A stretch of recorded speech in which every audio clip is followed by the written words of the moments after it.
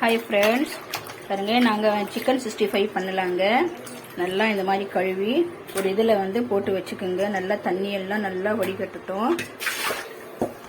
நல்லா வடிகட்டின பிறகு மசாலா தடவிக்கலாம். ஒரு 5 நிமிஷம் இருக்கட்டும். இது பாருங்கள் ஃப்ரெண்ட்ஸ், நல்லா தண்ணியெல்லாம் நல்லா வடிகட்டிச்சு. இப்போ வந்து இதில் ஒரு ஸ்பூன் வந்து இஞ்சி பூண்டு பேஸ்ட்டு போட்டுக்கலாம். ஒரு ஸ்பூன் போட்டுக்கலாம். இப்போ வந்து இந்த மசாலா போட்டுக்கலாம்.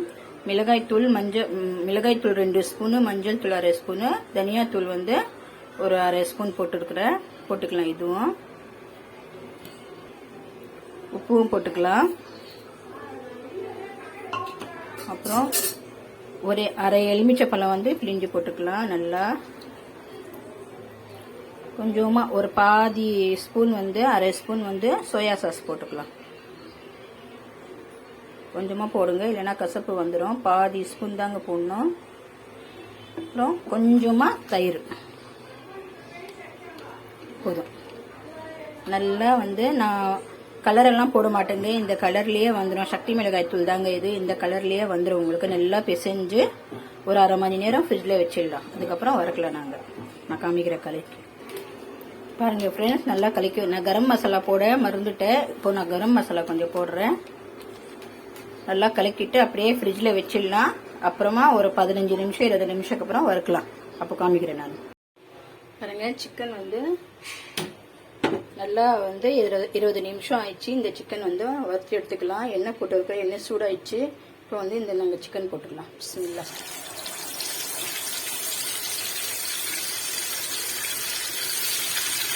கொஞ்சம் ஸ்லோலியே வச்சு நல்லா வறுத்துக்குங்க. அப்போ தான் வந்து நல்லா இருக்கும்.